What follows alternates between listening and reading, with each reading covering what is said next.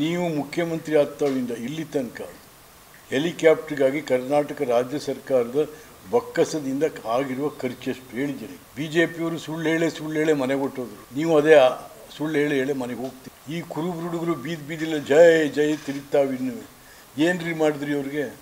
ನನ್ನ ಮೇಲೆ ಒಂದು ಕೇಸ್ ಹಾಕ್ತೀನಿ, 50 ಕೋಟಿ ಅವ್ನಿಗೆ ಇದು ಕೊಡ್ಬೇಕಂತ ಪರಿಹಾರನ. ಮಾನ ಹೋಗ್ಬಿಟ್ಟಿದೆ ಅಂತ. ನಿಮ್ಗೇನು ಬುದ್ಧಿ ಇಲ್ಲೇನ್ರಿ Siddaramaiah? I am one of the best finance minister ಅಂತ ಬೊಗಳೆ ಹೊಡಿತೀರ ನೀವು. ಹೆಲಿಕಾಪ್ಟರ್ ಬರೋದು ಹೆಲಿಕಾಪ್ಟರ್ ಹೋಗೋದು ಬಿಟ್ಟರೆ ಏನು ಮಾಡ್ತಾಯಿದ್ರಿ? ಈಗ ರಸ್ತೆಯಲ್ಲಿ ಬರೋಕ್ಕಾಗಲ್ವೇ? ಈಗೇನು ಒಳ್ಳೆ ರೋಡ್ ಇದೆ. ಹೆಲಿಕಾಪ್ಟರ್ ಬರಬೇಕಾದ್ರೂ 3 ಗಂಟೆ ಆಗಬೇಕಾದ್ರೆ ನೀವು ಮನೆಯಿಂದ ಹೊರಟು ಬಂದು ತಿರುಗಿ ಅಲ್ಲಿಂದ ಇಲ್ಲಿ ಬರೋದು ಇವೆಲ್ಲ ಸೇರಿದ್ರಿ ಬರೀ 1 ಗಂಟೆ 20 ನಿಮಿಷದಲ್ಲಿ ಮೈಸೂರಿಂದ ಬಂದುಬಿಡ್ಬೋದಲ್ಲ, ಬೆಂಗಳೂರಿಂದ. ನೀವು ಮುಖ್ಯಮಂತ್ರಿ ಆಗ್ತಾವಿಂದ ಇಲ್ಲಿ ತನಕ ಹೆಲಿಕಾಪ್ಟರ್ಗಾಗಿ ಕರ್ನಾಟಕ ರಾಜ್ಯ ಸರ್ಕಾರದ ಬೊಕ್ಕಸದಿಂದ ಆಗಿರುವ ಖರ್ಚೆಷ್ಟು ಹೇಳಿ ಜನಕ್ಕೆ. ಈ ಸಾಧನಾ ಸಮಾವೇಶದಲ್ಲಿ ಅವರನ್ನು ಹೇಳಬೇಕು. ಆಮೇಲೆ ನಿಮ್ಮ ಕಟು ನುಡಿಗಳಿಂದ ಸತ್ತ ಅಧಿಕಾರಿಗಳ ಸಂಖ್ಯೆ ಎಷ್ಟು, ಯಾರ್ಯಾರು, ಇದನ್ನು ಜನಕ್ಕೆ ಹೇಳಬೇಕು.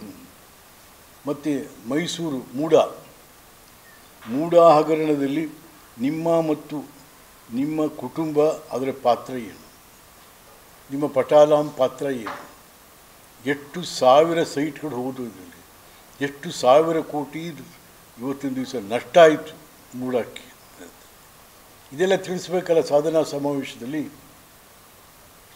ನೀವೀಗ ತಿಳಿಸಲ್ಲ ಅಂದ್ರೂ ಸದ್ಯದಲ್ಲೇ ನಾವೇ ತಿಳಿಸ್ತೀವಿ, ನಾವೇ ಒಂದು ಸಾಧನಾ ಸಮಾವೇಶ ಮಾಡ್ತೀವಿ. ಅದರ್ವೈಸ್ ಇವೆಲ್ಲ ಬೂಟಾಟಿಕೆ, ಸುಳ್ಳು, ಬರೇ ಸುಳ್ಳು ಹೇಳ್ತಾನೆ ಹೋಗ್ತಾಯಿದೆ. ಬಿಜೆಪಿಯವರು ಸುಳ್ಳು ಹೇಳಿ ಮನೆಗೆ ಹೊಟ್ಟೋದ್ರು. ನೀವು ಅದೇ ಸುಳ್ಳು ಹೇಳಿ ಮನೆಗೆ ಹೋಗ್ತೀರಿ. ಯಾಕಂದ್ರೆ ನಿಮಗೂ ಬಿಜೆಪಿಯವ್ರಿಗೂ ವ್ಯತ್ಯಾಸವೂ ಇಲ್ಲ ಬಿಡಿ.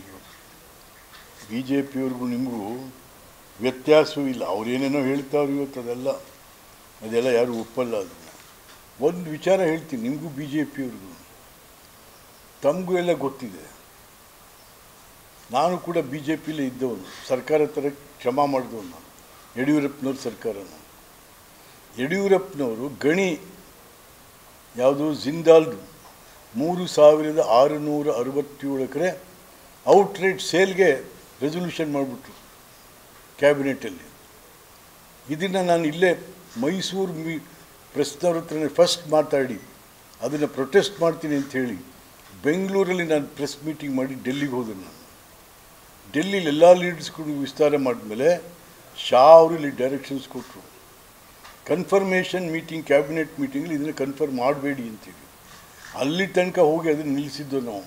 ನೀವೇನು ಮಾಡಿದ್ರಿ ಸಿದ್ದರಾಮಯ್ಯ? ಈ 3 ತಿಂಗಳಲ್ಲಿ ಏನು ಮಾಡಿದ್ರಿ? ನೀವು ಮಾರಿದ್ರಿ 3667 ಎಕರೆ 25 lakhs each acre kick back ತೊಗೊಂಡು ನಿಮ್ಮ ಸರ್ಕಾರ ಮಾಡಿ. ಇಷ್ಟೆಲ್ಲ ಆಯ್ತಲ್ಲ ಸಿದ್ದರಾಮಯ್ಯನವರೇ, ನಿಮ್ಮದೇ ಸಮಾಜ, ಜನ ತನು ಮನ ಧನ ಅರ್ಪಣೆ ಮಾಡಿದ್ರು. ಈ ಕುರುಬರು ಹುಡುಗರು ಬೀದಿಲ್ಲ ಜೈ ಜೈ ತಿರುಗ್ತಾವಿನ್ನು. ಏನ್ರಿ ಮಾಡಿದ್ರಿ ಅವ್ರಿಗೆ? ಬ್ಯಾಕ್ವರ್ಡ್ ಕ್ಲಾಸ್ದವ್ರಿಗೆ ಏನು ಮಾಡಿದ್ರಿ? ಎಷ್ಟು ಜನ ಇದ್ದಾರೆ ಬ್ಯಾಕ್ವರ್ಡ್ ಕ್ಲಾಸ್ ಮಿನಿಸ್ಟ್ರು? ಒಬ್ಬನೇ. ಎರಡನೇವನ ಯಾರು ಹೆಸರು ಗೊತ್ತಿದ್ರು ಹೇಳಿಯಪ್ಪ ನೀವು ಮಾಧ್ಯಮದವ್ರು. ಬ್ಯಾಕ್ವರ್ಡ್ ಕ್ಲಾಸ್ ಮಿನಿಸ್ಟ್ರು ಒಬ್ಬನೇ. ಯಾರು? ನಿಮ್ಮ ಶಿಷ್ಯ ಬೈರ್ತಿ ಸುರೇಶ್. ಬೈರ್ತಿ ಸುರೇಶ್ಗೆ ನಾವು ಯಾರಾದರೂ ಮಾತಾಡಿದ್ರೆ, ನೋಡಪ್ಪ ನೀನು ಸರಿಯಾಗಿ ಹೋಗ್ಬೇಕು, ಸರಿ ಇಲ್ಲ ಅಂತಂದರೆ ನನ್ನ ಮೇಲೆ ಒಂದು ಕೇಸ್ ಹಾಕ್ತೀನಿ, 50 ಕೋಟಿ ಅವನಿಗೆ ಇದು ಕೊಡ್ಬೇಕಂತ ಪರಿಹಾರನ. ಮಾನ ಹೋಗ್ಬಿಟ್ಟಿದೆ ಅಂತ. ನಿಮ್ಮ ಸರ್ಕಾರದಲ್ಲಿ ನೀವು ಅದನ್ನು ಎದುರಿಸೋಕ್ಕೂ ಶಕ್ತಿ ಇಲ್ಲ ನಿಮಗೆ. ನೀವು ಮಾಡೋ ತಪ್ಪುಗಳನ್ನ ನಾವು ಟೀಕೆ ಮಾಡಿದ್ರೆ ಆ ಟೀಕೆಗಳನ್ನ ಎದುರಿಸುವಂಥ ಸೌಜನ್ಯನೂ ಇಲ್ಲ, ಧೈರ್ಯನೂ ಇಲ್ಲ ನಿಮಗೆ. ನಿಮಗೇನು ಬುದ್ಧಿ ಇಲ್ಲೇನ್ರಿ Siddaramaiah? I am one of the best finance minister ಅಂತ ಬೊಗಳೆ ಹೊಡಿತೀರ ನೀವು. ಈ ದುಡ್ಡನ್ನು 96,000 ಕೋಟಿ ಯಾಕೆ ಅವತ್ತು ನೀವು ಮಾಡಿಬಿಟ್ಟಿದ್ರೆ ವಾಪಸ್ ತಗೊಳ್ಳೋಕೆ ಆಯ್ತಾ ಇಲ್ಲ? ಇವತ್ತು ಎಲ್ಲರೂ ಉಂಟೇನ್ರಿ? ಯಾರು ದುಡ್ಡು ಸಿದ್ದರಾಮಯ್ಯ? ಜನರ ತೆರಿಗೆಯ ಹಣ ಇದು. ಯಾರೋ ನೀವು ನಿಮ್ಮ ಮಂತ್ರಿಗಳ ಮನೆ ಹಣ ದುಡ್ಡಲ್ಲಪ್ಪ, ಮಂತ್ರಿಗಳ ಮನೆ ದುಡ್ಡಲ್ಲ ಇದು. ಜನರು ತೆರಿಗೆ ಹಣನ ಇವತ್ತು ಈ ರೀತಿ ಪೋಲ್ ಮಾಡ್ತಾ ಇದ್ರು. ಏನೇ ಆದರೂ ಒಂದು ಮಾನದಂಡ ಇರುತ್ತೆ. ಒಂದು ಓಲ್ಡ್ ಏಜ್ ಪೆನ್ಷನಿಗೆ ಮಾನದಂಡ ಇದೆ. ನಿನಗೆ ನೋಡಪ್ಪ, ಓಲ್ಡ್ ಏಜ್ ಪೆನ್ಷನ್ ಅವನಿಗೆ ನಿನಗೆ 65 ವರ್ಷ ಆಗಿರಬೇಕು. ಅಂದರೆ ಅಂಗವಿಕಲರಿಗೆ ಇಷ್ಟು % ಅಂಗವಿಕಲ. ಇಲ್ಲಿ ಏನೂ ಇಲ್ವಲ್ರಿ. ಚೀಫ್ ಸೆಕ್ರೆಟ್ರಿಗೂ 2000 ರೂಪಾಯಿ ಕೊಡ್ಬೋದು ನೀವು. ಅವಳು ಹೆಣ್ಮಗಳೇ ಅಲ್ವೇ? ಅವಳು ಹೆಣ್ಮಗಳೇ ತಾನೆ. 2000 ರೂಪಾಯಿ ಕೊಡೋದಕ್ಕೆ ಯಾವ ಮಾನದಂಡನೂ ಇಲ್ಲ. ಇಲ್ಲಾದರೂ ಈ ಥರ ಇದ್ರ ಹುಚ್ಚು ಸರ್ಕಾರ ಇದ್ರಿ. ಅಯ್ಯೋ ದೇವ,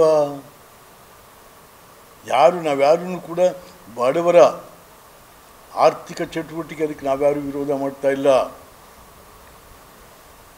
ಯಾರು ದೇವರಾಜ ಅರಸನವರು, ಇಂದಿರಾ ಗಾಂಧಿಯವರು ತಂದಂಥ ಲ್ಯಾಂಡ್ ರಿಫಾರ್ಮ್ಸ್, ಅದಕ್ಕೂ ಕೂಡ 1 ಎಕರೆಗೆ ಇಷ್ಟು ಅಂತ ಮಾಡಿದ್ದಾರೆ. ಅದು ಫ್ರೀ ಕೊಟ್ಟಿಲ್ಲ. ಈ ಫ್ರೀ ಕೊಡೋದ್ರಿಂದ ಯಾರಿಗೂ ಸೀರಿಯಸ್ನೆಸ್ ಇರೋದಿಲ್ಲ. ಅದನ್ನು ಅಂತಃಕರಣದಿಂದ ತೊಗೊಳ್ಳೋದು ಇಲ್ಲ ಅವರು.